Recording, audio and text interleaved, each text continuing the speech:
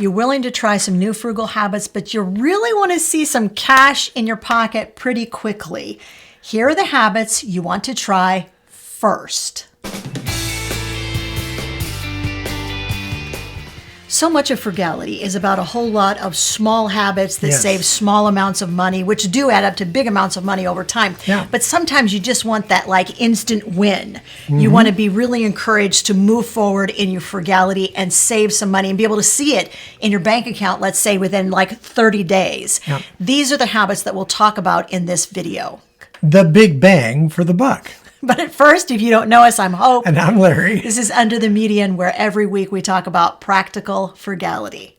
This first habit we've used a lot, and we really do like it, and that is no spend challenges. The nice thing about no spend challenges is you get to set the length of the challenge. Yep. You get to set the parameters of the challenge. You get to set how much money you're saving, what you're going to do with that money. They're really pretty open-ended, but the reason that they are incredibly effective is that over the course of time, when you have challenged yourself to something and you are tracking that experience through that time and figuring out how much money you're saving, it really does change your mindset. It also helps you prioritize what's really important to you. Once you do a no-spend challenge and you realize you can live without those items, then you can start cutting back on a regular basis instead of just during the no-spend challenge. How much money can you save with a no-spend challenge? We've done a number of these, and I think it's a pretty fair estimate to say somewhere between $100 and $300 or even upwards of $400 for each challenge that you do. Now, for each of these tips and habits we'll give you, we will be giving you the amount you can possibly save by using these habits. And as always, because I am me and this channel is this channel, we're going to show you this in a chart as we go along. So stick with us. Now, whether you're new to no-spend challenges or you've done a number of them yourself in the past, if you're ready to get started on your next no-spend challenge, we have a special offer for you. Just yesterday, I celebrated a milestone birthday. So to celebrate my birthday, we wanted to give a gift to you. We are offering 60% off, and yes, that is a hint as to which birthday I had, for the next 48 hours on our No Spend Challenge workbook. That means you can get the workbook for just $7. There's going to be a link in the description of the video. We have 6 different kinds of no spend challenges. We walk you through each one. We give you all of the strategies that you need to have a successful no spend challenge. We give you pre-challenge worksheets, daily check-ins, and then a post-challenge kind of wrap up where you evaluate how the challenge went and what you'd like to do differently during your next no spend challenge. Once again, the workbook, $7, guys. That's 60% off between now and the end of the day on Friday. Once again, link in the description of the video. Strategy number 2 is meal prep and planning. Now, this is a very important step because when you're well planned, you can save a lot of money and reduce your amount of money that you would spend off the cuff on eating out and just buying stuff at the store you may not really need. How much does this save you every month? This is a surprising one. Yeah. Because when we started doing this regularly, when we started weekly meal planning, when we started really making sure that we were prepping meals in advance, believe it or not, we shaved 20% off of our monthly grocery budget just with these 2 simple things combined, meal planning and prepping. It really is incredibly effective to do. It can do 2 things. It can help you save on food waste as well as saving on your grocery costs. So how much does that add up to for the average American? The only statistics I know to use are those from our beloved USDA, who says that a family of 4 will need to spend upwards of $1,500 a month to feed their family food in the United States of America. So that is the figure that we use, which means you're going to save somewhere between $150, which would be 10% on the low end, and $300, which would be 20% on the high end. I imagine a lot of our viewers have a budget substantially less because that's part of what we do on this channel is get very frugal. Hey, if you're like us and you sort of chuckle at the USDA amount to spend on groceries and you spend less than $1,500 a month, tell us in the comments section, I spend less. A third strategy, very important, Dave Ramsey supports this 100%. Use cash. When you're spending on items that you need, pay in cash, and that way you feel the loss of that money as it depletes out of your wallet or your purse. And it really does hit home a little bit more when you're spending cash. When you're buying on a credit card, it almost seems like it's coming out of nowhere, out of midair or something. But spending cash is very tangible, and it hurts to a certain degree to give up the money that you've so carefully earned. This works particularly well on things that would be like discretionary purchases. I'll give you an example. I just used this strategy a couple of weeks ago. My daughter-in-law Delaney and I went to an all-day vegan festival. So much fun. But I knew from experience, because we went last year, there were going to be so many vendors and there was going to be so much fun stuff to look at. Temptation. It was. And I said, Temptation. Larry, I'm taking $60. I knew that there was a book there, Dr. Barnard's new book. Holy cow, such a good book. He signed it for me because he was speaking at the event. I knew I was going to purchase that. That was $25. And the rest of it was really just to spend on things that Delaney and I wanted to purchase during the event. The minute that cash started going out of my pocket, I was like, well, this is going really fast because it was finite. It wasn't an infinite supply of money like if I decided I was going to slide my debit card. Yeah. It was finite. There you go. So There you go. I knew that we wanted to make it last for the entire day. Studies show that you can actually save 20% by spending cash over credit. How much money could you save? We figure an average of about $100 a month, depending on how many of those discretionary purchases you're making and how many purchases you're making that it really makes sense to pay in cash. A third strategy is cancel unused subscriptions. And these are often subscriptions that renew themselves, so you may not really have your hand in it. If you're not using them, get rid of them. They're not doing you any good. And even though they're not maybe real expensive, they're still costing something. The biggest example I can think of are those subscriptions that only renew once a year. Yeah. It's amazing that you sort of forget, I prepaid for that. And all of a sudden on your debit card, you're like, oh, look, they took out the money for another yearly subscription to that service I had. Yeah. Just go through, look at all the subscriptions you have. The best example we always give is cable TV. We've never had cable TV in our lives. But if you do, you know that cable TV in the past 18 to 24 months has gone up. Really up. 24 months ago when I started kind of tracking cable TV average prices, it was $75. It's $100 right now. And I know for a fact that my own mother pays about $200 a month for her entire package. She's got a lot of things bundled into that cable TV subscription, but it's $200 a month. Take a look at it. See if you can get a lower priced package that also supplies everything that you think that you need, or just ditch the cable altogether. That's $1,200 a year right there.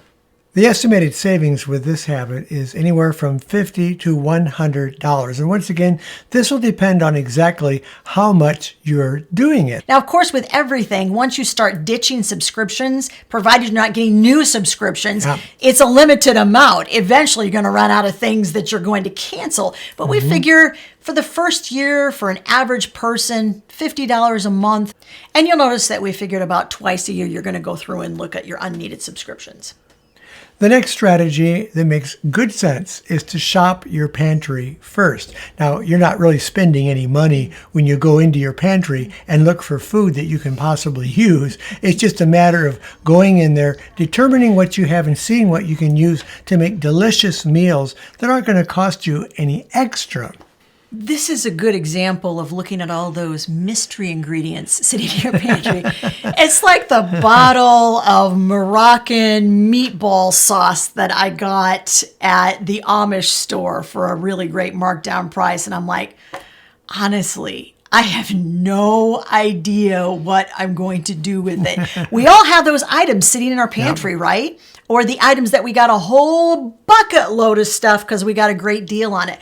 Start using those items up. It just happened to me this week. Now, this was with some cleaning products, some of those wet wipe things that we got into the pantry, and my son was like, hey, I'm going to clean the bathroom. I need a new wet wipe container. We opened it up, and it had molded in the back of the pantry because we had not used it up quickly enough. Left it there too long. So I wound up having to throw it out. Make sure you know what you're having there because you've already paid hard-earned cash for these items.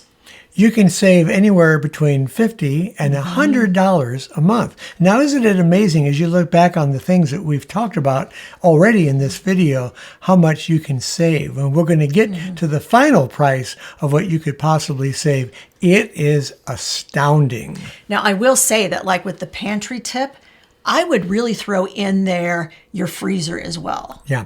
Because I think we all really do have those mystery things in our freezer. Right. They truly are mysteries, and we're not real sure what they are because they've been in there for a really long time. It's basically any food storage area that you have in your home.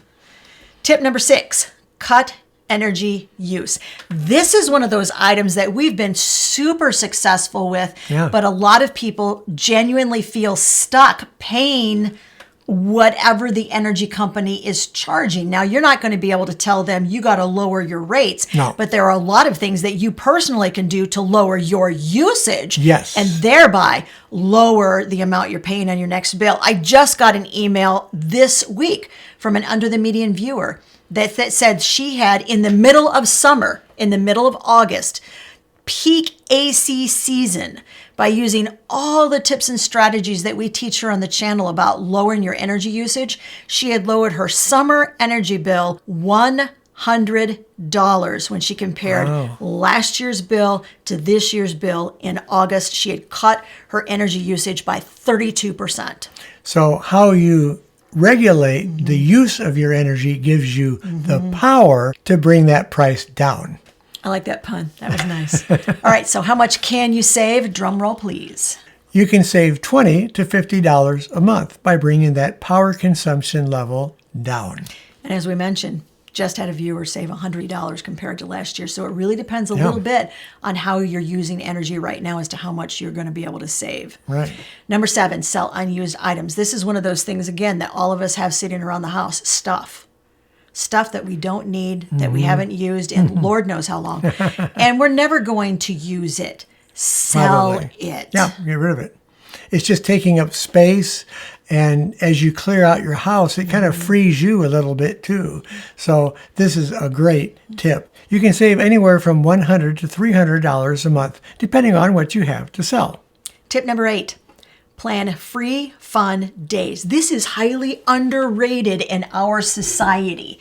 We are huge fans and huge proponents of finding ways to entertain yourself and your friends without spending a lot of money. And we've gotten pretty doggone good at it over the years. Let's go over some quick examples if you need some inspiration. There's outdoor activities, like going for a hike. In my case, I like to go for a bike ride. We can go for picnics. We can go swimming. We had a place that we used to go to nearby us that was free. It was actually free to go swimming there. There's all kinds of things you can do outdoors that don't cost a lot of money, if anything at all. Game nights with your family and friends. Have everybody bring their favorite games and set up, individual tables that will seat 6 or 4 people, and everybody just goes around and eats snacks. Everybody brings snacks, and then you play games all night. It's a lot of fun. Have a do-it-yourself movie night. Pick one of the best movies in your collection and invite your friends over and have those. And don't forget to get the popcorn out while you're doing that. All right, tell us in the comments section, what do you do for fun that doesn't cost you a whole lot of money? Because we frankly think that fun and costing money don't have to go hand in hand. They don't. How much can you save? $50 to $150 a month. It just honestly depends on how many things you do that are already costing you money. You can use a price comparison app. Before you buy anything, you want to make sure that you have checked with apps like Honey or Rakuten. Honey is going to find you discounts, and they're also going to give you cash back. Honey will also, and this is a nice sort of feature that Honey has that I use all the time, it will track price drops for you. So if you're looking online and you're looking at something, you can click a little button and tell Honey, I'd kind of like to watch to see if this drops. And if the price drops, they're going to send you an email and say, hey, that item that you're watching, there's been a price drop. So you can go in and you can check it out and possibly get yourself a deal. Don't assume that Honey and Rakuten have the same amount of cash back they're offering. I just did this when I bought back to school paper, and I found that Rakuten was offering a 10% cash back through Office Depot, while Honey was, I only think, like a 1.5% or 2% cash back. So you got to sort of weigh everything. But with both of those apps at checkout, they're going to automatically check for coupons for you to get you an extra special deal. As we've said so many times, we love them and we use them, and we have links in the description of this video for these things. You can save anywhere from $20 to $100 a month by doing this.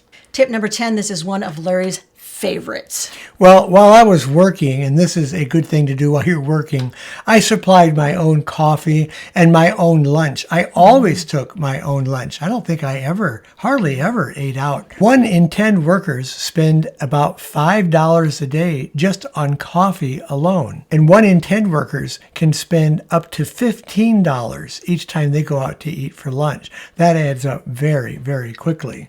1 in 7 workers eats out at least 3 times a week, and 1 in 10 eats out 5 days a week. Oh. And half of those who eat out 5 days a week spend $20 plus for every single lunch. This adds up astronomically quickly, guys. Oh, it does add up fast. I did a chart to show you what happens when you eat breakfast and lunch at home, or you take breakfast and lunch to work. And you also supply your own coffee rather than buying it at Starbucks. Guys, it is well over $4,000 a year you're going to save. Wow. And yes, in the chart, I took into account the amount of money that it's going to take you to buy all the ingredients and make those items at home. So I already subtracted that. It's a lot of money. By month, it's about $540 a month. So that is a major amount of money. And I used to work and I saw a lot of people doing these things, going out to eat and buying extra things. It was just unbelievable. Let's go back to the chart, guys, because I have filled it out as we've been speaking, and I'm going to show you all of these 10 habits. They will, within 30 days, put more money in your bank account. It is over $19,000 a year if you use all 10 of these strategies. Isn't that amazing? Now, as we mentioned, of course, all 10 of these strategies aren't going to apply to everybody who views this video. So pick the ones that apply best to you, and above all, give them a good try and track the amount of money that you save. We mentioned eating breakfast out, lunch out, coffee out. They're huge wasters of money. We just did a video on it. We show you our research and give you the actual numbers that you will save by doing those things at home or bringing them from home to work. That video, it's right over there.